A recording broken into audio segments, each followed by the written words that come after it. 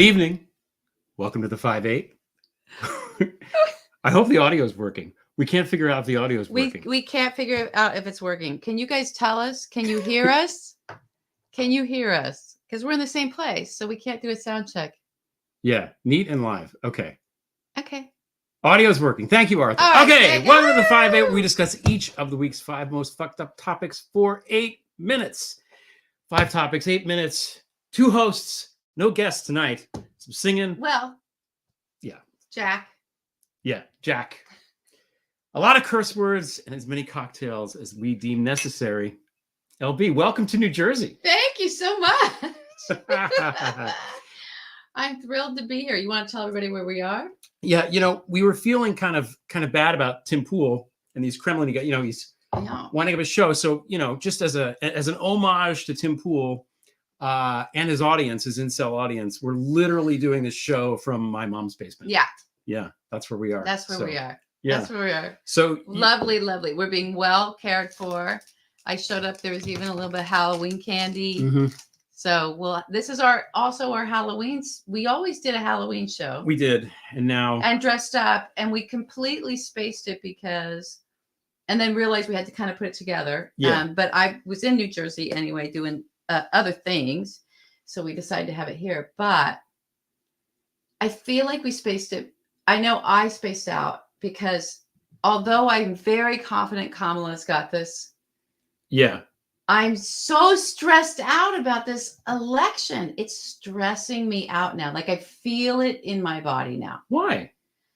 It's so low stakes though. Feel it. I think because we're in the yes, because it's such low stakes. But Mm-hmm.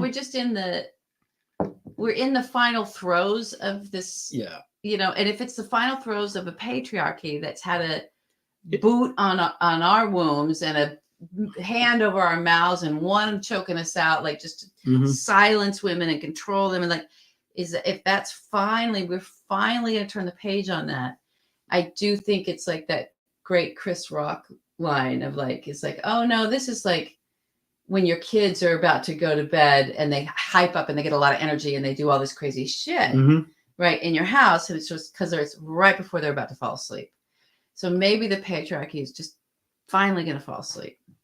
I think that you're just stressed out because you drove on the New Jersey highways, and I think you deserve some sort of commendation. No, I just you were ready to give me an award when I showed up. Yeah, because I didn't think about it. We're staying somewhere else, and about 20 minutes away, but I had to take all those. Yeah, it's very complicated. Whatever it was very complicated, and I didn't even think twice about it because I'm so used to driving in Los Angeles for so long. I'm like, I'll just drive over there. And I get in the car and I'm like talking to my friend, and I'm like, I think I have to pay attention to what I'm doing here. Because New Jersey's a little nutty. It's not like you guys do 2 freeways that are interstates. They're exact same that follow each other with different names and the same names on them. Everything has 3 or 4 names. I mean, yeah. At least. Yeah. And then they go like this right next to each other. And then they'll switch and switch and switch and switch mm-hmm. and switch. And it's like, what is this? There's all of that. And everyone's driving as fast as possible and passing on the right. So welcome to New Jersey. Passing on the right because welcome to New Jersey. Yeah, thank you very much. But they let you get to take a break when you go get gas because you don't have to get out of the car. You don't have to get out of the car when you get gas. It's pretty nice. My husband was like, I don't trust him because he's never had people. He's like, this is the olden days. I'm like, it's New Jersey. It's New Jersey, man. You don't. It's our concession. Yeah. All right, we got a lot to talk about. We do have a lot to talk about. No guests tonight, as you said. No guests. We're doing a neat show because all of this was happening. And so this is as much as we could coordinate. Yeah. It's the truth of it. It's like, but I'm so grateful to your mother for bringing Jack on. So we had a little bit of Halloween decoration. And it's still very October-y here. It's fully November where I live now. We move into November very early.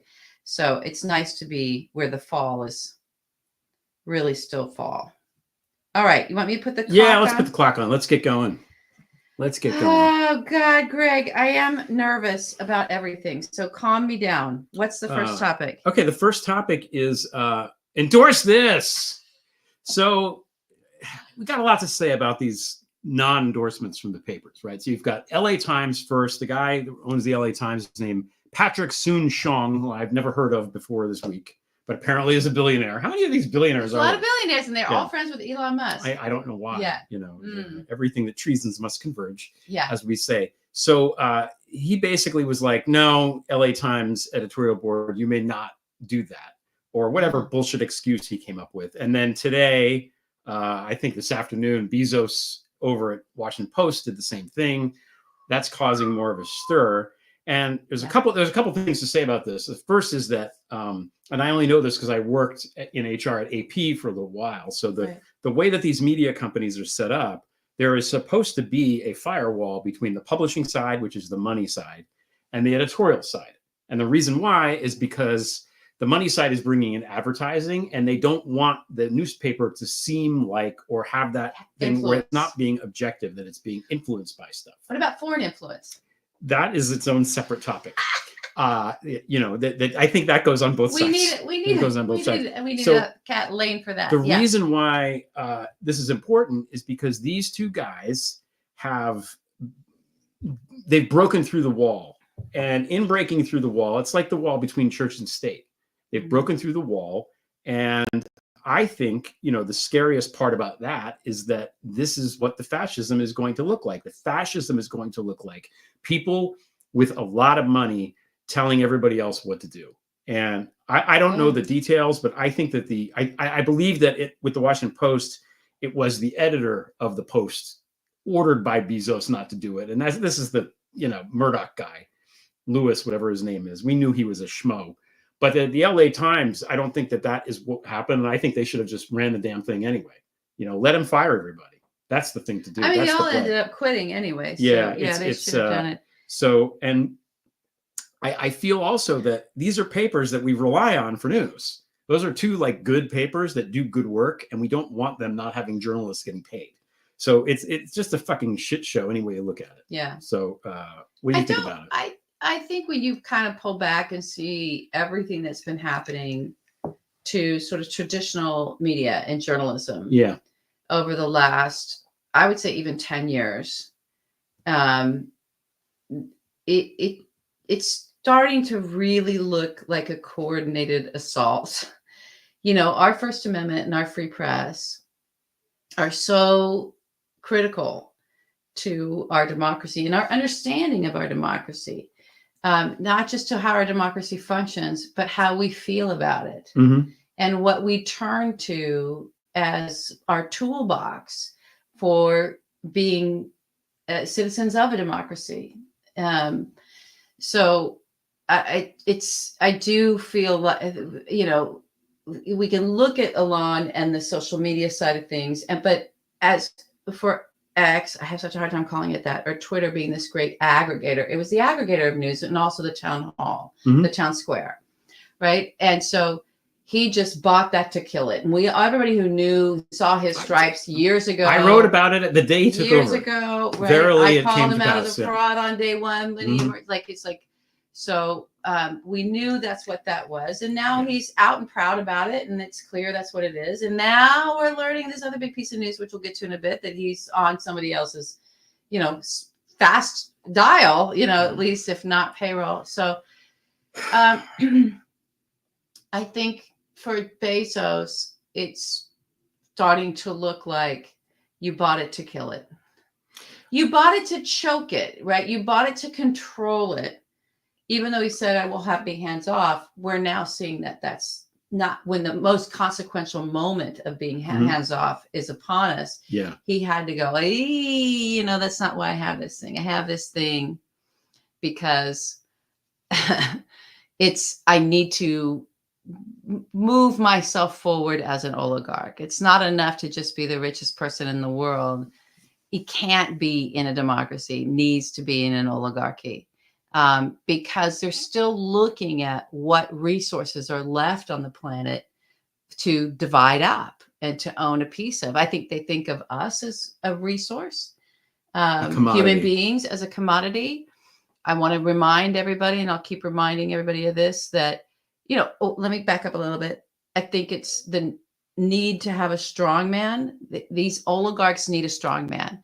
The oligarchs in Russia, you would think that they need a strong man to assign them the resources, which they do, like once you get a strong man in there, if you've got an oligarch class set up, that's sort of saying, we're going to put you in there for us, whether they're mobsters to begin with or they're tech bros. Like in Russia, many were mafia. It was, okay, we want, let's here you get the aluminum and you get the uranium and you get the coal and the gas and you get the, right? So it's just taking a resource rich nation and dividing it up. The other thing that Putin did, which is why he killed Sergei Magnitsky, was he took people's pensions. And I want to keep bringing this up because I don't see Donald following anything other than Putin's playbook. And I think things like Social Security, which the Republicans have been salivating over getting rid of that, is one thing. But I do think that they look at, okay, where else is there money? And pensions have a lot of money in it. Yep. That's our security. It's our, and to think, okay, well, our companies put money into the pension fund, just like workers put money into the pension fund. It's much ours as it is theirs. So we're going to take it. Why should you get it? Because we're just a commodity to them. Yeah. We're not, they don't have an understanding of democracy. Oligarchs do not. Jeff Bezos has no comprehension of democracy, or he would not have done what he just did. No. Period. Full stop. So the proof is already there. The evidence, I'm not just making this up. He has shown his cards, and God only knows what kind of resources he wants, even beyond the government contracts that he's hoping to get. What kind of resources does this guy want? Does he want our national parks? Does he what does he want? He wants to go to Mars. Something. That's they all want want to go to Mars. They want to own spaces. Spaces. No one's stopping them from owning space. They own space. They have all the money and they're going there. So please go to Mars. The restaurants are supposed to be There's something more that they want us. Well, talking about it the way that you just were, I mean, it's going back in time. They want to recreate some sort of feudal lifestyle. When you say about the strong man, that's no different than the princes and the nobles in medieval France need a king. It's not a monarchy. Yeah, it's the same. But people doing the same. They still had to do. They were vassals of the king, but they were still very powerful among all the peasants. And basically, we are all peasants. I think so. I think we're all renters. I mean, I think that's how they look at it. It's like we want all the land, we want all the property, we want all the resources, and we even want you. We even want your money. It's just, there's something that happens with these men, and I don't know if they ever started on a different page, or this is the only kind of brain they've ever had of just me, right? Yeah. It's just hollow and just swallowing it all. And in terms of Bezos, as soon as he was with that revolting woman, and that was somebody else's word for her, Lauren Sanchez, that she's just revolting, which she is. It was sort of like, ooh, there's so much to him that's just icky. So I don't know why anyone thought that he was doing some grand thing or he was somehow saving or putting a protective bubble around the Washington Post. I just think he bought it to kill it. I don't know if he bought it to kill it. To advance himself. I certainly. We're now seeing that he did it to advance himself. I definitely think doing that kills it. Yeah, exactly. You can't do one of the. You're either going to, what does Merrick Garland say? Without fear or favor, we must investigate the truth wherever it leads. Yeah. But unless it means I have to get out of my robe, which he still pulls out of the closet and wears my robe. Oh my God. Oh my God, that guy. So we're out of time on this, but lots of people pushing back against the media this week too. Yes, they are. I think Charlemagne the God. I think I think that I'm a fan. I think I'm gonna just start calling myself Greg the God. Can I do that? Is that sure? You're in your mother's house. I think this is the one place where you can call yourself. This high self-regard you must have to come up with that name. I love it. It's great. But he gave it to Anderson Cooper, who didn't look too comfy. And anyway, we know that Tapper. I want to talk about that a little bit. Yeah. Like he literally made Anderson Cooper. We watched cognitive dissonance happen live with Anderson Cooper. Like he started to stumble and fall apart. First he was like, that's bullshit. And then it got pushed back. Charlemagne pushed back. Like, no, it's not bullshit. You have had panels on this network. You go into these long discussions about Kamala's blackness, right? Yeah. But you're not doing the same thing about Trump's fascism. Which is kind of more important. Yeah. Which is kind of more important because it's democracy at stake, and the free press is talking about jailing journalists, and you're not. Is like, and Anderson even tried to, I'm not MSNBC. I'm here to show. He's like, but there's not both sides to this. That's not covering it. No, there is both sides. I mean, you got to. It's just was stunning, and he was like, well, it's impossible for those egos. Yeah.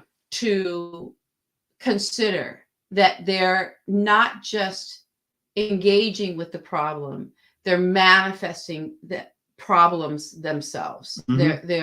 They are the wrench in the system. They are their own decay. They have such high regard for themselves and such low regard for the rest of us. Yeah. That they can't conceive. That to me is the heart of elitism. Yeah. Is it's a little bit of self-absorbing ego would go a long way with the Anderson Coopers of the world. I often wonder what they would have done during World War II when reporting about Hitler, which brings us to the next topic. 8 minutes on the clock. Okay. All right. So now, boy, Hitler's generals, right? So just for people that don't know, there was a big article in the Atlantic this week by Jeffrey Goldberg that basically is a synopsis of all of the crazy, horrible stuff and things Trump has said or done to the military, to military families, et cetera, et cetera. And one of the takeaways from the article, one of the many takeaways, an article that, by the way, anybody that has family members who are voting for Trump should be made to read the article and comment on it after. But anyway, one of the takeaways was that Trump kept complaining to General Kelly that he wants generals more like the ones that Hitler had. Right. Like Hitler had good generals, and I want, good generals. So, I mean, there's so much to dissect here. But when you heard that, when you saw that, what went through your mind first, other than, we've known about this a long time. This isn't news. Well, I've known he was a Nazi-loving, Hitler admiring individual for quite a long time. I even I'll just break it out. So going through Newark today, there is quite a good book, and I've talked about this, and it was one of the books that I used it for World Beneath, called Nazis in Newark. So there's a gentleman who put together and did so much research, the author, and put together a little museum of everyone that was in the German-American Bund, that he could get his hands on, those registries, and Friends of New Germany, which preceded the Bund.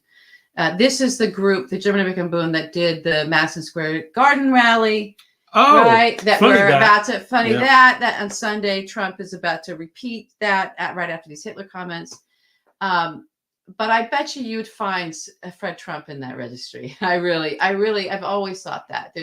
When Donald keeps talking about my good German blood, and he was talking about his good German blood, quote unquote, those are his words, in 1990s, late 80s, he's been talking about that. So that's coming from your parents. Yeah. That's coming from your parents. And that's at a time, I would think in the 80s, people weren't really it was sort of still, we were so close to the end of that war. Yeah. And the atrocities of Hitler, people weren't going, I'm German. it wasn't, hey, right. Everybody. That's a good point. Right. So he was, right. He's been out and proud about this. And Hitler's speeches, which is a propaganda technique and a tool that assets are often given to, if you want to become somebody who's study this guy, study his wordplay. So it was no surprise to me that was the one book he had. So there's a lot swirling around all that. I think on the history of it, and we've been writing about it and talking about it for so long, what got me that was new for me with that article was,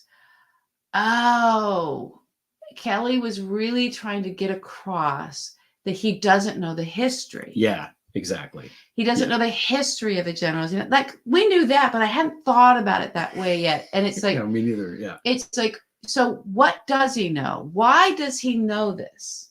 What is he think his knowledge, where is he getting his knowledge from? If he has absolutely nothing about it is learned. Right. Right? Yeah. Because it's coming from colloquialisms. It's coming from or a his feeling, his dad too. a feeling about Hitler, an admiration of Hitler, right? It's a wish fulfillment for him. And based on not the actual knowledge, not the facts of the generals, right? But probably for somebody that saying that always was, well, you can't just say you were just following orders like Hitler's generals. I think it's like the one thing that stuck with him. Oh, they were following orders. Well, what does that mean? They were just following orders. Like Hitler's generals were just following orders. Like the Nazis were just following orders. Right. They had to do whatever Hitler ordered them to do. That sounded great to him. Yeah. It doesn't matter whether that's factual or not. We know he didn't get it from he didn't actually know history. He's getting it from colloquialisms, from just what's being said and whirling around in space. That is this vast criticism of evil. Yeah. He's hearing it going, that sounds like great. a good deal. That sounds great to me. Yeah. So that when actual facts came and actual knowledge and actual history was presented to him by John Kelly, who knew it, he didn't even know the names of the generals. He pushed back on John Kelly. Right. Because that doesn't match with the colloquialisms that I've always heard of, like everybody was just following orders. Yeah, it was. Following me? It's not that he's dumb. It's that he's evil. Yeah. And ability like that seems dumb to people who are learned, like John Kelly. Right. Yeah. Because he can't wrap his mind around, this guy didn't want to learn. He's not dumb. He didn't want to learn. Because that would have popped the bubble of his wish fulfillment. He was being He's taught. An evil fuck. Kelly, this is the part of the article that was so funny to me. Yeah. I mean, it's not funny, but makes me laugh because Kelly pushes back and says, Hitler's generals tried to kill him like more than once. That. Yeah. And Trump said, no, they didn't. Okay. They were following orders. And then, Rommel, right at the end of the war, wound up committing suicide rather than get executed because he was caught trying to in an assassination plot. And it says in the article, Trump seemed unfamiliar with Rommel. This is the fucking Desert Fox, man. He was in charge of the Nazis during D-Day. He was in charge of the Atlantic Wall. You don't know who he is? No, he doesn't know. He can't learn. It's like saying he can't learn. I don't know. It's the Yankees aren't the old Yankees were better than the new Yankees, and they'd be like, well, they had Lou Gehrig. I don't know who that is. Yeah, how can you not know? You can't claim to know and then not know. Because that's not what he wants to know. Yeah, no, I know. That's not what he's interested in. He's interested in mass death,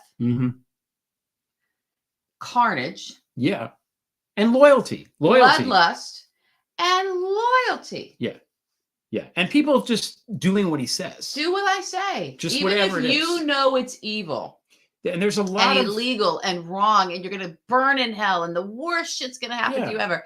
You have to do it because you were following my orders. There's lots of examples of that. Great. Like even you go into the the Lev Parnas documentary where he's like, we need to fire the ambassador. And everyone's like sitting at the dinner table like, what do we? Like what? And the ambassador does not get fired. Like he's shouting orders out and nothing is happening. Right. Because he can't figure out how to do it the correct way. Which is a wonderful thing.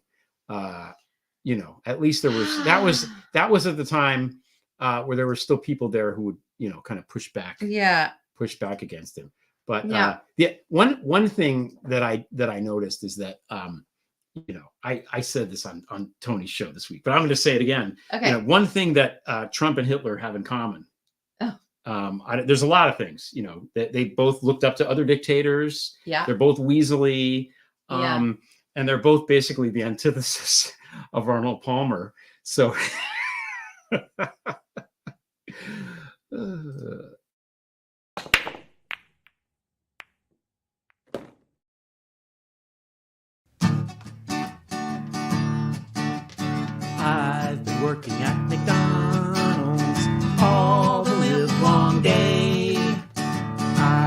working at McDonald's. I make the best fries, they say. Wrap up all the egg McMuffins. Rise up so early in the morn. When I think of Arnold Palmer, he should have done porn. Tulsi, won't you join? Tulsi, won't you join? Tulsi, won't you join the GOP? Elon, won't you join? Elon, won't you join? Elon, won't you please help me?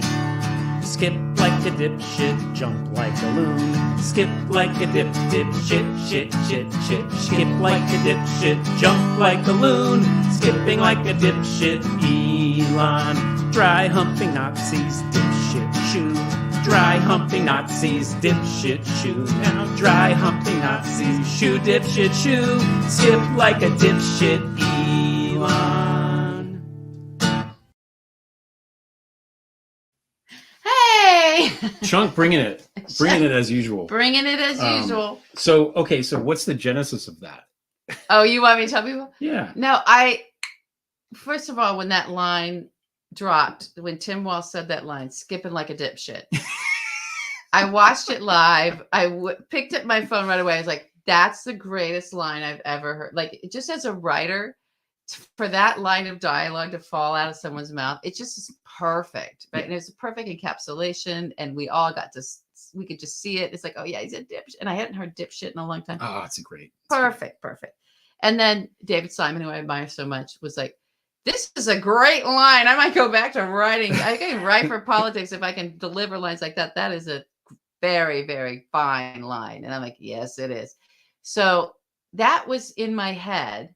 I go to sleep.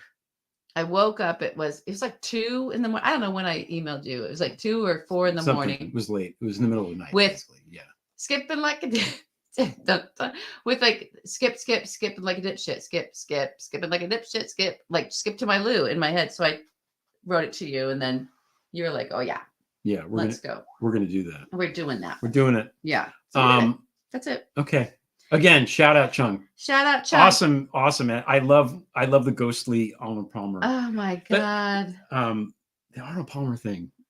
Oof. I think I know why he said it. It's because there is that rumor that there's that Johnny Carson Arnold Palmer thing about on the show where Carson says something like that'll make my putter flutter, and it was about supposedly Arnold Palmer's wife saying that for good luck before a golf tournament she would kiss his balls, and then Carson says, well, that'll make your putter flutter. And it never, I swore that I saw this, but it's not real. It never happened. It's one of those urban legends that's baked into the. Well, Johnny Carson was an urban legend. Johnny Carson. It's also, he would say something that clever on the cup. Yeah. I immediately felt bad for Arnold Palmer's family. It's like, how dare you talk about, and then also he's sitting there. He's so fixated on size. Right. We should, start the timer because this is Hurly Burly. Oh yeah, it's our Hurly Burly. It's absolutely Hurly Burly. Yeah, he's so fixated on it. It's like, what more? And listen, we know that back to Hitler, that was a very much for the psychologists looking at Hitler and trying to understand, that he did have a very inadequate. Yeah. Yeah. Mm-hmm. And it perplexed him, and it caused it fucked him up, fucked up his head. So I just think he's fucked up in the head by his own anatomy. Yeah. Too. Yeah. So I don't know what to say about that. Well, just I just ridiculous. It's ridiculous, and it shows his obsession, like you said, with who. Remember, he did the thing with Marco Rubio too, during that Republican debate in 2016 they were talking about. And again, we've talked about the Hunter Biden thing and why they're so obsessed with that. So they've got it on the brain. So the other thing that came out, and I think to your point, every time there's something like the Hitler stuff, something like people really need to know about, because one thing that's happening now is people are calling out the fascism. I've seen it more this week than I've seen it total up until this week. Yeah. It's reached into the popular imagination. Whether people know what it means or not, I don't know. Whether they take it seriously, I don't know. But it's starting to seep in, which is good. right at that time, suddenly we have another scandal or whatever, another allegation against Trump, which I think came and went in about an afternoon and was little remarked upon. Let's talk about it a little bit. I mean, I feel badly for this woman. Yes. I very skeptical about the release of this information at this time, like trying to right after John Kelly's, you know, and actually it was kind of known before then, but then it was floated. And that guy, whoever that guy was like, I've seen something, pitching a story to me that it'll end his political career. And then all the right wingers like, you're going to see deep fakes and don't believe it. And it's like, you're just trying to distract us from the fact that this man said he loves fucking Adolf Hitler and he wants his generals to be like Hitler's generals, to commit mass genocide. Yeah. And he wants to be Hitler. So it just reminded me too of when the Access Hollywood tape dropped. It was the evening after all the heads of our intelligence agencies testified to the Senate, I believe, that the Kremlin was behind and was trying to interfere in our elections and was behind hacking emails and all that. And all of a sudden, we're all distracted over here. And it reminded me of Kavanaugh and what you and I were like really into his finances. And the Senate was looking at his finances in his confirmation hearing. And they were in this hot area of like, oh shit, this will fucking sink this guy. Next thing we know, someone hacked Dianne Feinstein. Here's Christine Blasey Ford, right? And not that she's not to be believed, not that this thing, it's just they understand that anything that's about Republican men assaulting women, the woman loses. The man goes forward. Republicans like that. They love it. It works out for them. If it's a he said, she said, golden. Yeah. Golden. They're always going to come on top of a he said, she said. They're always coming out front. And the woman is just ravaged again and discarded. So, groping a minor. But no, I don't think she was a minor. But that was a different rumor. But the allegation. But let's also pause for a minute and consider this, because this is a man, an adjudicated rapist, a man who has at least 3-4 dozen, legit allegations of sexual assault or misbehavior. His own words. Rape, we've whatever. got him in his own words admitting to assaulting. He did say rape a lot. The other, and here's a story that comes out. Now, it's not just Trump and her. Trump's buddy, Jeffrey Epstein, was there. Yeah. We have a story.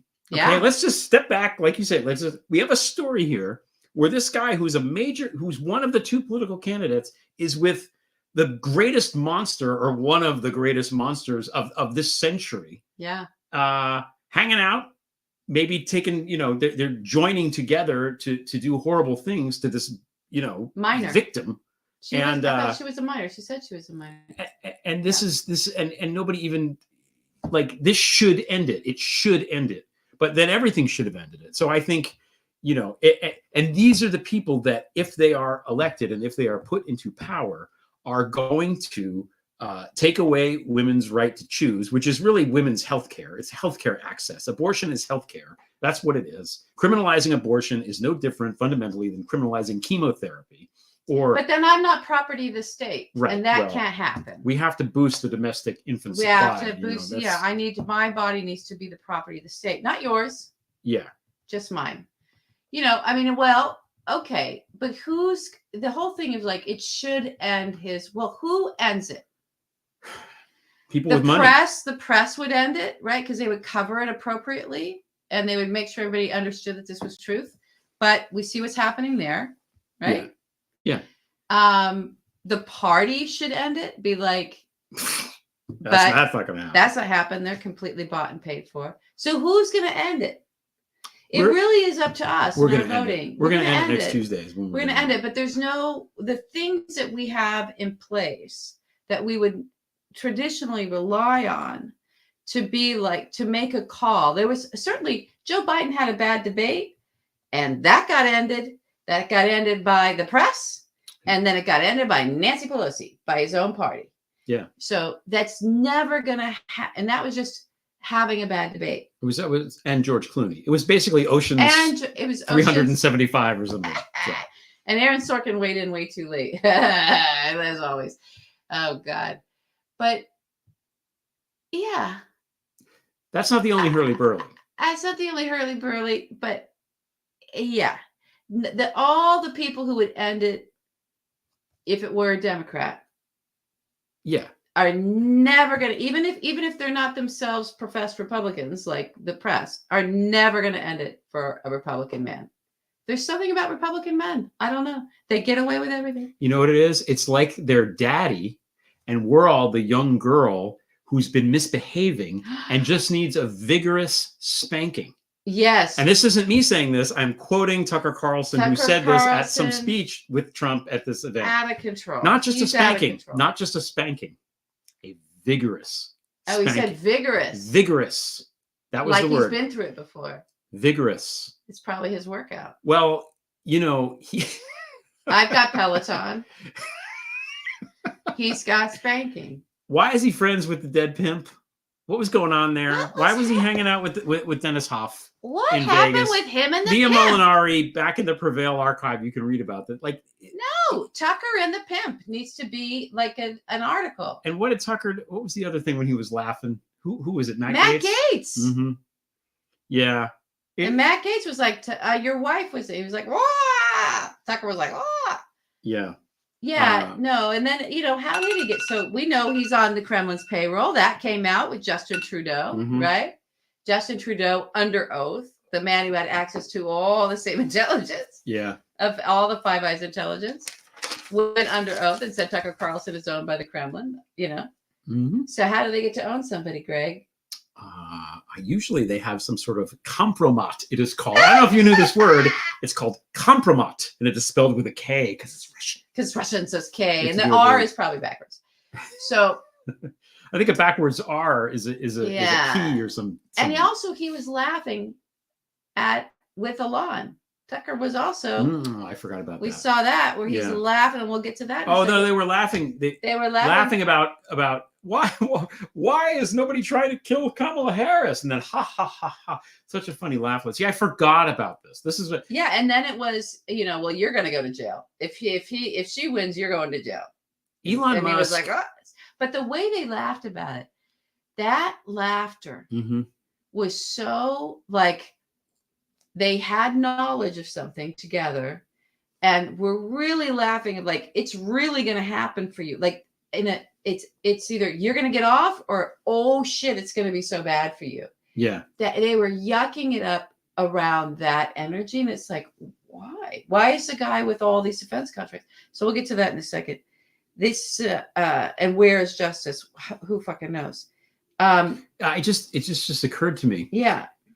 Elon Musk is effectively Trump's campaign manager at this point. I think he's his VP. His unofficial campaign manager, right? I think he's everything. He might even be Melania. I'm not sure. Can Trump, can he pick ever a campaign chairman who isn't a Kremlin asset? No, he can't, because guess what?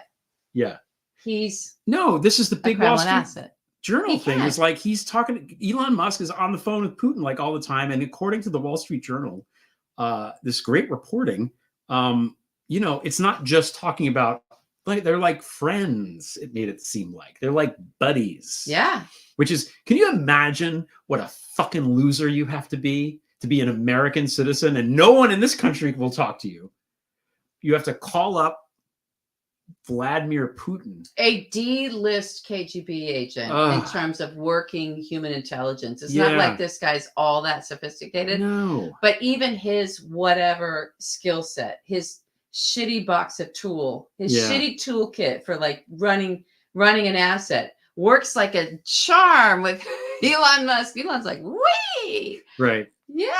I'm going to skip like a dipshit. You had Paul Manafort. I don't know who Steve Bannon's working for, but he was the campaign guy for a while. I think China. And then, China hacked into Trump and J.D. Vance's phones. That came out today too, but Oh, it did? Yeah. Oh. Yeah. I don't know what's interesting in Trump's phone at this point that we don't already know. Oh my God. I don't think they're good at keeping secrets so much. So, tell everybody, because I didn't know this, why Elon Musk was skipping like a dipshit. Why was he doing what he was doing, like in Chunk's movie that we saw? He's making an X. He's jumping up and making an X for X. Because I tweeted this, he's 4 years old. This is a ridiculous human being. Yeah. Like, ridiculous. It's a joke. What a joke. And people think he's a genius. It's unreal. I think he's been friends with Vladimir Putin for probably a lot longer than any of us know. And I think when there were some pretty serious hacks that we found out about, a decade or so ago, and lo and behold, Elon Musk is somehow a genius. He's got plans. Where'd you get your plans, Elon? Sorry. He thought them up because he's so smart. He's so smart. He only thinks them up between 2 and 4 in the morning when everybody else is asleep. This is why. See, this is the thing. This is why I put Bezos in a separate category, because Bezos at least did the thing himself, right? He made Amazon. He did. Amazon is something that people use all the time. It's become essential to the. He did do that. So I don't know. I put him at a much higher level of respect earning than Elon, who's just a. I think we need to all boycott Amazon. What's Afrikaans for Nepo baby? I'm not dipshit. I'm not really sure. It's dipshit. How this works. Yeah.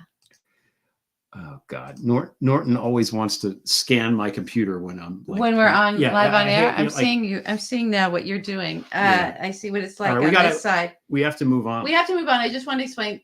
I just wanted to say this for Hurly Burly. I'm sure next week, which will be the last show before the election, right? When hopefully we'll have an after hours. We're not going to do that tonight, everybody, because I've got to drive. I got to get back on that New Jersey freeway thing and figure out how to get back to my hotel. But it just is like that. We're in that where we knew it was all going to get crazy. And I think we're going to have even more hurly burly. I do hope that Ruby and Shay, by the time we're on air next week, if in my fantasy we could call them, which we won't be able to because they don't know who we exist. They would answer the phone or answer the 5-8 the video from Rudy Giuliani's Manhattan townhome. Now it would warm my heart. My heart. They're gonna get it. They're gonna get his New York apartment. But they need to, I'm so excited. You're gonna need a wagon full of sage up in that place. I think they should just sell it. You got to hire somebody to come in there and really just, I just think that he can't go and be in his special little palace is the best thing. Like worldly possessions. To take his New York address from him. Mm-hmm.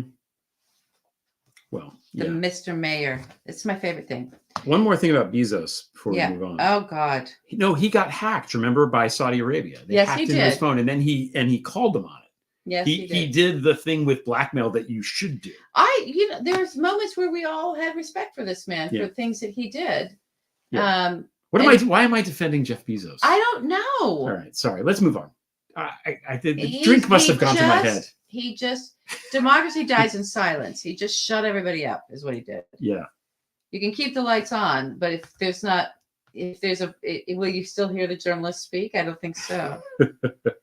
And by the way, the reason why we relied so much on, just as a reminder, on papers of record, right, or your local paper, or paper you trusted the journalism in, to actually endorse a president, and why that was such an important role is the acknowledgement that that's their job, and they get constitutional protection to do that job, to actually see all of the information available and be able to evaluate and take the time. And they're paid and compensated for this and protected to do this so that they have all the data in front of them about a candidate.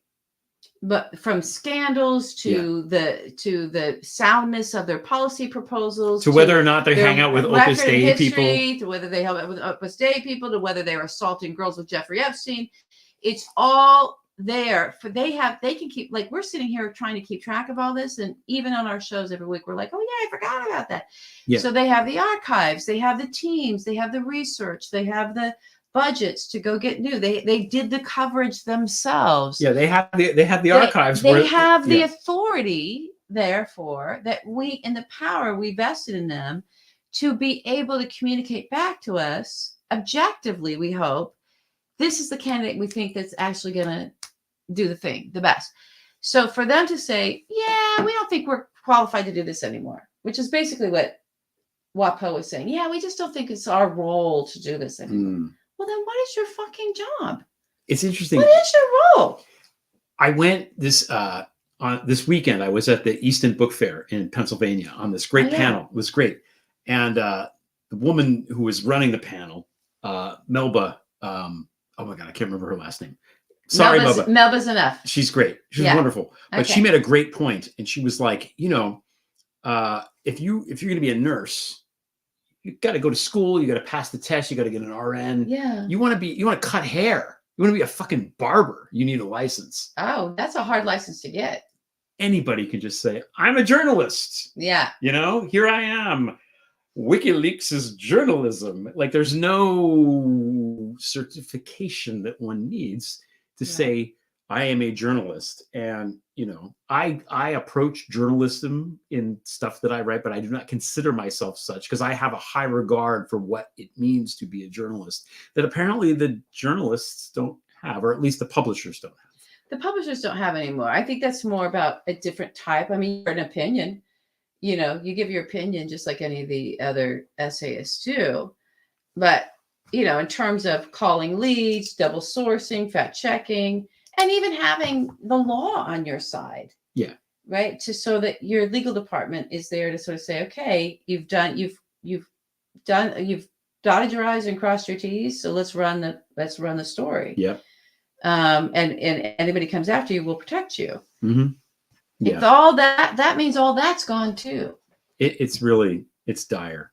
It's bad. Did we hit the timer? I can't remember. Where we were. Oh, I think we did, and that went off. No. I don't think we did because we haven't even gotten. We're on DOJ. We got to do a quick. We'll go through quick. There's a lot of Department of Justice stuff that happened this past week. Now, the Jack Smith filing came and went. We didn't really dive into it. I didn't really dive into the archive, but it's out there. It's in the ether, and it's making the argument that when Trump was doing that thing where he was rallying his people at a campaign rally to go, overthrow the government. Yeah. That was not an official act. And I think, you looked at it and you got to page 3 and it was just the word duh in like 120 point font. Yes. Yeah. But there's a lot of interesting stuff, I think, in there that we can get to down the line. But the point is that this is moving forward and that Trump has said this week that if he is president again, he will, of course, fire the guy who's investigating his crimes because we know he's going to do that because he did it last time. Yeah. With Comey, right? Yeah. He just fires anybody that's investigating him. And he replaced Comey with, your buddy, Chris Wray. But interestingly, fellow Jerseyan. Yeah, no, different part. Interestingly, I wrote a piece on Tuesday about like sort of what I want Biden to say, the speech I want him to give. Okay. The night before the election, basically saying we've got your back. We're safeguarding the election. If you try to fuck with the election, it's sedition, and we will arrest you and we will hold you until trial. And the trial ain't going to be until at least February. So tread carefully. Chris Wray and the FBI put out a statement, basically not saying what I just said, but basically saying, we know what you guys are up to, so you better watch your shit. Yeah. He went a little Tupac-y. He went a little, you better back the fuck up or you get smacked the fuck up. He did. That's good. I read it and I was like, is this real? Yeah. Like I couldn't believe it. He actually, I guess it's, the broken clock thing. Yeah. Yeah, we're at that point. But, shout out to Ray for doing that, because I think this is the time when we need confidence in the Department of Justice. And it's always like, okay, the DOJ sent that strongly worded letter. Oh, it's strongly worded, which they had to do. They did have to send a letter first to Elon. That's what you're referencing. They sent a letter to Elon, okay, saying you can't just give people $1 million and say, hey, maybe vote for Trump. You can't do that. Yeah. That's illegal. So it's a cease and desist letter. And that's always the first step in taking further legal action. So the problem that I have and that I've always had with Garland isn't that he's corrupt or whatever. No. It's he doesn't fucking talk enough. We are in a moment when there's just there's a vacuum of stuff, and we need desperately somebody on our side who wants rule of law, who's in a position of authority. Glenn Kirshner's been doing this for years, but he's not the attorney general, alas, Correct. right? We need somebody in a position of authority to talk to us a lot, because we need it, because the country has been overrun with criminals, with an entire political party that is run by a criminal, a literal felon. The whole thing is a counterintelligence.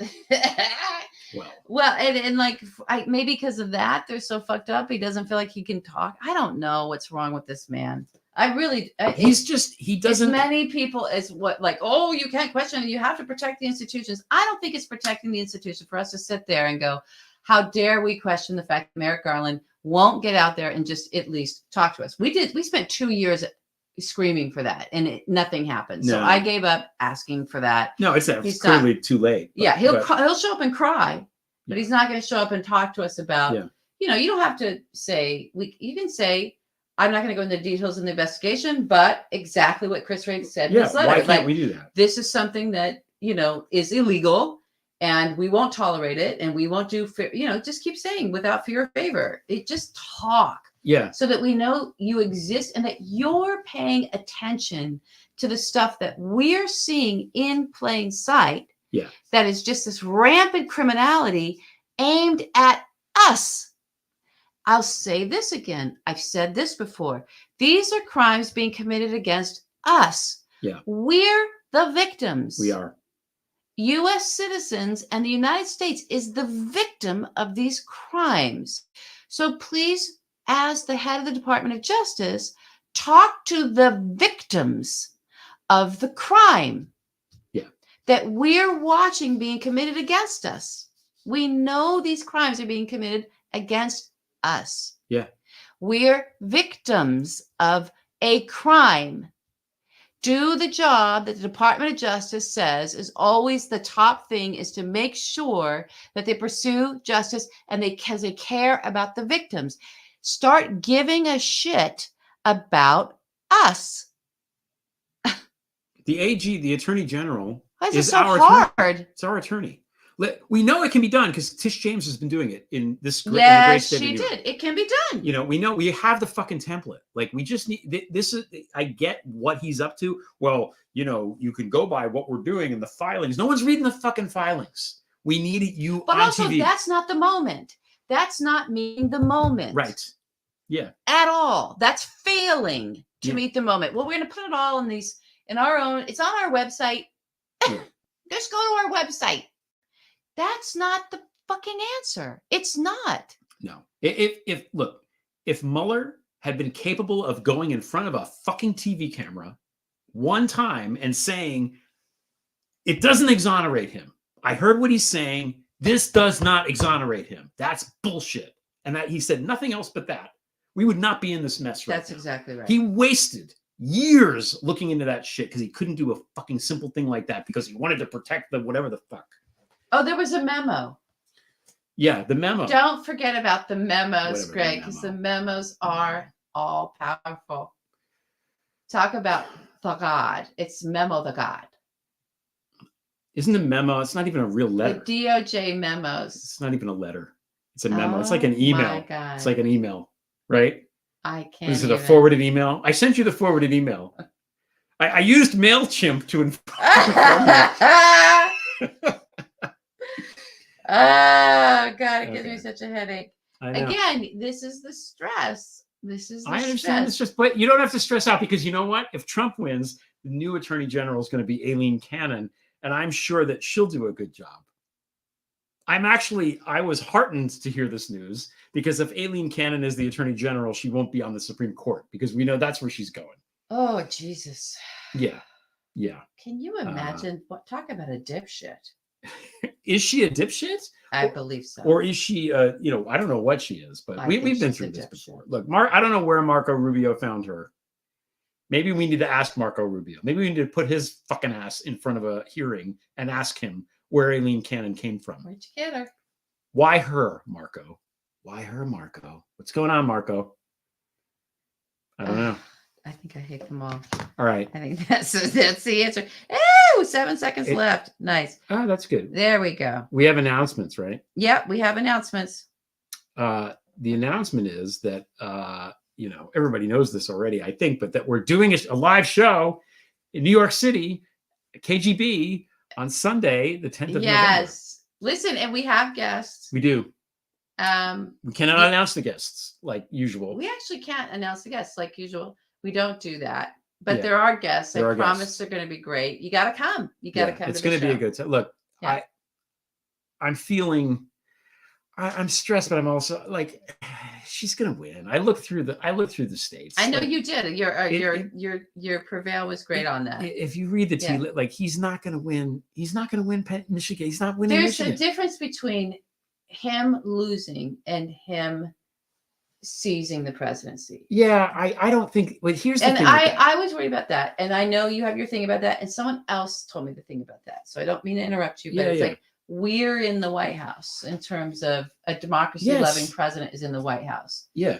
So I understand this whole we're not going to let that happen. I think my PTSD around we're not going to let that happen. We're not going to let him just steal it is around that we did it before. And also, I heard that from people so consistently when I was like, raising the red flag about, we're never going to let that happen. We're not going to let that happen. We're not. Yeah. That was like a mantra people who said back in the 2016, 2017, and everybody did let it happen. Yeah. Well, that's what the Germans said in the 1930s. That's not going to happen. It's going to be fine. Don't worry. It's going to be fine. It's going to be fine. It's going to be fine. Yeah. Hindenburg didn't have Kamala Harris, though, did he? He didn't. He was like, I guess this little weirdo incel, micropene, I'll let him be in charge. Oh my goodness gracious. And that's, and that's where we are. So, I don't know. But I think that if we're willing to get creative, and I don't think But you've been saying this for years too, and no one's ever gotten creative. No one's gotten creative in the way look, Biden's done a lot of good things. Yes. There's a lot of progress made. He really did go as FDR as he could. Way more than I think anybody expected. Yeah. But he is old. And the one nice thing about being old is that you have zero fucks. That's true. Biden does not want to end his career handing the keys to the White House over to a fucking Nazi dictator. And he knows what Trump is. So if there's like weird shit afoot, don't you think that he's going to want to like come down on it? I don't know. I don't know what he can do with the Supreme Court being in the bag. I don't. He can arrest them is what he can do. The Supreme Court? Yes, he has fucking full immunity that the idiots on the Supreme Court gave him. He can say, by doing this thing, Kamala wins the popular vote. Kamala wins the Electoral College. They do the little fuckery shit that the cheese bro, whatever the fuck it is. He can say, this is sedition. This is against the will of the people. This is trying to overthrow the government. That's what it is. Therefore, you are under arrest for sedition. And then we're holding you without bail. And John Roberts is saying, you can't do that. Yeah. Let's take it to the Supreme Court. No. And John Roberts can say that from the back of a fucking police van. That's never going to happen. You're in a right. But it could. That's what I'm saying. It could. But it's not even in the world it could. It's never going to happen. John Roberts is going to say, no, this is not your call. It's our call. And we're going to rule on it right now. And they're all going to rule, yep, we're fine. And he gets the presidency. And John Roberts is going to then clutch his pearl, say, I can't believe that was an unpopular decision. It's and if that happens, and the Democrats go out meekly, then we deserve to fall. Period. Then we deserve to fall. If you can't hit the fucking pitch right down the middle like that in a moment of crisis, maybe we're done for. But I don't think we're going to get to that point. I don't think their little fucking is going to work because I don't think there's anybody smart left over there. There's these tech bro weirdos. All the lawyers are in jail or whatever. What lawyer is going to go work for this guy now? First of all, you don't get paid. Right? Yeah, but they'll end up. He'll say, "I'm going to give you all the pardon, all the gold in Russia. I'm going to give you a pardon." Like what? Give you a pardon. There's no, sense to it. It's madness. Like no lawyer is going to go work for that guy. Well, there's something about Alina Donald Haba? hitting, he's something about him hitting on, and his surrogates hitting on the fact that they're really hitting hard. I saw this. Maybe it's tapered off a little bit because I've had a very busy week. But earlier in the week and a little bit of last week, there was a peaceful transfer of power. Yeah, that's the new There's line. that whole thing. There was a peaceful. We are the peaceful trend. They're the ones that don't do peaceful transfer of power. So maybe they know what they're going to do. Mm-hmm. It's going to be this. And if they're stopped, even though they'd be stealing it, if they're stopped from stealing, then it's going to be, we told you they were the violent Yeah, ones. right. But how many people are there that are gonna? We saw what happened. If you're just a normal schmo, you saw what happened to everybody that did J6. They're all in jail for a while, and the people that are the Proud Boys they're in jail for a long, long time. So you have all of these. Yes, Trump can pardon them, but he's got to be into the presidency. Well, who's going to risk? How many people are there that are going to do this? Really? Come on. This is a country of people that are too lazy to go vote, for Christ's sake. They're gonna. Where is this? Where is it going? The MAGA army, I feel like, is kind of overrated. I don't think there's going to be I agree with you in that. I just do not believe anyone has the wherewithal to stop him if he's like, well, I'm just going to take it. I think literally we'll go, oh, and the Supreme Court says, okay. No, I don't think Biden's going to allow it. I really don't. Okay. I think he's going to go down swinging. Maybe I'm wishful thinking, but hope so. Can't you imagine him being pissed if this happens? Don't you think he would be mad? I think he'd be mad, but I don't know if we'd see anything. He'd turn to the Department of Justice and say, do something, and Merrick Garland will be shivering in his robe. I don't expect anything to be different. There's no fear, from how fear it's of been. favors. There's no fear of favor. It's crazy. Yeah. All right. I don't know. What was our last topic? Did we just do it? Now we can do what we. Oh yeah, we're good on time. So we're hit the timer. All right. It's Kremlinopoly or whatever. All right. Tim I Pool, hate to say I told you so. Tim Pool is leaving his podcast. Yes. He's leaving his podcast to be with his family. Is that it? And he has no kids? What's going on? He's not even married. There's no family. There's no family. I need to leave to spend time with my family. And then there's no family. Like what is that? What does that even mean? So I just think it's, they're not paying him $100,000 an episode anymore. No. And either he is like, it's not worth it to spew Russian bullshit, or the entire infrastructure was supported by RT. Yeah. In terms of the broadcast, he might not even know how to upload an episode of his podcast. I don't know. We don't really know. I do know that there's 600 more names that the Justice Department has of Kremlin purchased or foreign purchased media personalities across the spectrum of from legacy media to new media to social media and the YouTubes, and we don't have those names, and I think we need those names. It would be nice. It would be nice to know. This is what I've been calling for. Yeah. Forever and ever and ever is we need labeling, labeling of cigarettes. We need labeling of the news or information that the American public consumes. I don't care about everybody else. I'm sure stuff is global and, YouTube, anybody can see it. But for the U.S. audience, we need it labeled. This is, even if it's like an unregistered foreign agent of Turkey. Mm-hmm. He needs your vote for New York mayor. Right? Or this is a registered foreign agent for Saudi Arabia. Just enforce FARA onto journalism in that way, and then force the consequences onto the platforms.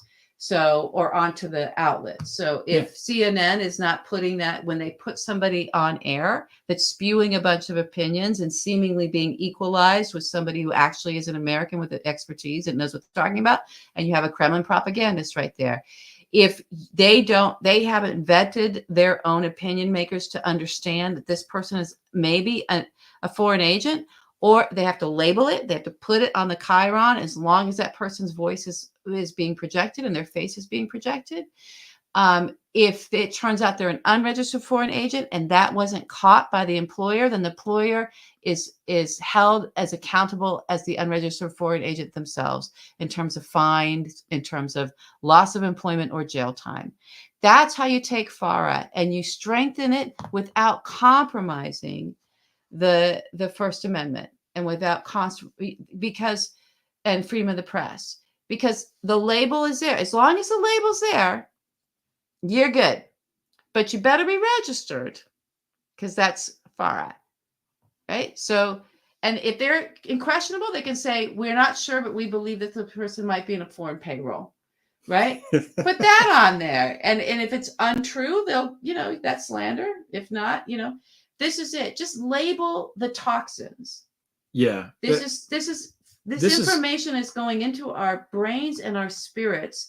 And it's toxic. And when it's lies, it's like eating chemicals that are not labeled on a piece of food, or smoking a cigarette without understanding that it causes cancer. It's interesting you bring up labels, because Tom Kemp was on my podcast a couple of weeks ago, and he just did the Delete Act in California, and he's trying to do what he calls labeling for this AI stuff. So like if you have if you have a video, you have to watermark it or somehow indicate that it's not real. Because that's another Kremlin-y thing. This guy that used to be a deputy sheriff in Palm Beach County, who lives in Palm Beach County? Weird, huh? Weird. Is now in Russia doing these deep fakes that Elon Musk, I think, is retweeting. Speaking of Elon Musk, we'll end with we'll end the little. We said we're going to talk about this more.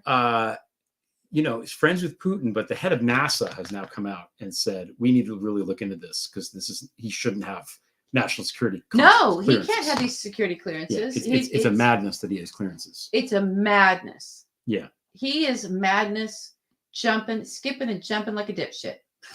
That is dipshit madness right there. Ooh, dipshit madness is a good name for a band. Dipshit madness. I like it. I like it. That's what we're doing. All right, so we do have somebody waiting in the wings. We do. We do have somebody waiting in the wings. We do. Do you want to introduce who we've got here? Are you willing to come in? Yeah, come on in. Come on in. Here, let's move this. Let's move the pumpkin. Whoops. We'll move this. Yeah. Okay, so this is my mom. Her name is Janice. Hi, everybody. Is Janice. This is her house that we're in. Yeah. And hi. We're hi. So happy. Thank you so much for having us here. Well, this is it's great. What do you so think? Excited. It's so excited. I wanted to ask you, what do you think of Greg doing this? I think that doing it here now. Doing it and just period. Just doing everything that he's done, because he went from being an essayist and a novelist, and now he's just really engaged in politics in a way that I think. I'm just amazed at the amount of knowledge that he has and keeps in his brain. And like I said, he's the smartest person I know. Thank you. Even if I wasn't his mother, I'd say. You would say that. I would. I might say that too. I know. I can't. I wrote a sentence that said that 1920 was a century and a quarter ago, and I can't do math anymore. My math is just that it's been completely wiped out. Yeah, there is a sieve thing that happens when you do have to hold all this current information that's so chaotic and changing. Our brains start to end up like Swiss cheese in terms of retention. Mm-hmm. Yeah. Tell me about it. Yeah. I wanted to ask you too, like, what have you seen? I asked this of my parents, of like, have you ever seen a time like this before? And do you remember a time like this before? And are you seeing more so even strife in your own family or your neighbors, where it's like feels like people are kind of fraying apart from one another because of politics? Never. I've never experienced anything like this before. I mean, you're afraid to talk to people or express your opinion because, and this is people in my family, close people that, have a different opinion about things. And it just blows my mind because they're all smart, intelligent people. And I don't know, it just really scares me because Why do you think they think that? Is it just a Fox News thing, or is it a? Oh, most of these people that are like that, that's all they do is listen to Fox News. Mm-hmm. And we know that you're not going to get anything true. I mean, and I, a lot of things I always say, you can't believe everything you hear and everything, Right. no matter where, but that is just pure and simple stupidity that I think, and again, or Greg knows. it's connecting to something that there is a revealing part of all of this. Yeah. Where it's like, stuff is getting revealed. Or people, things that happen, you hear like that whole thing about Arnold Palmer and Trump. And I mentioned it to my friend on the phone. She said, "Oh, I didn't hear anything about that." Yeah. And I said, how could you think that for no other reason, but somebody like that should be the president and you would vote for somebody like that to represent our country? I mean, it's disgusting. It is. And embarrassing. But you also said something when it came of like, you're not seeing many signs. I think people are afraid to put signs out on their, in the front to say who they're voting for. And I don't know. And I'm hoping that people maybe want to keep their vote a secret. Maybe they're Maybe they have the family. Maybe right, they that say, dynamic that you were just talking about. Yeah. They say they're going to, vote for Trump, but maybe secretly they're going to not vote for Trump. I feel like there's going to be quite a bit of that. I do, Janice. Yeah. I think there's going to be, especially with women, I think it's going to be quite a bit of, and then I think but I also think there's just so many people that won't vote in that conflict, right? They're just maybe not active voters to begin with. Yeah. That's true. Yeah, they talk about politics a lot because they listen to the news or whatever, or maybe their spouse does, but it doesn't mean that I think he got a lot of people motivated to vote the first time, and the second time, that had never, ever, ever voted before. That is what I saw happen with the racism. I was like, oh, it's going to wake up because the racists don't vote really.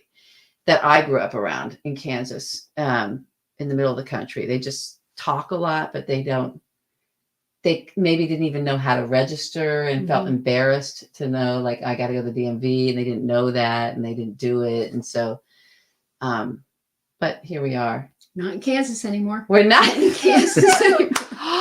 We're not. We're in, and this is a blue, this is a blue town in a blue state. Yeah. Here. So, probably it's going to be a blowout, I would think. I would imagine. Yeah. And most of the signs that I have seen are for Harris.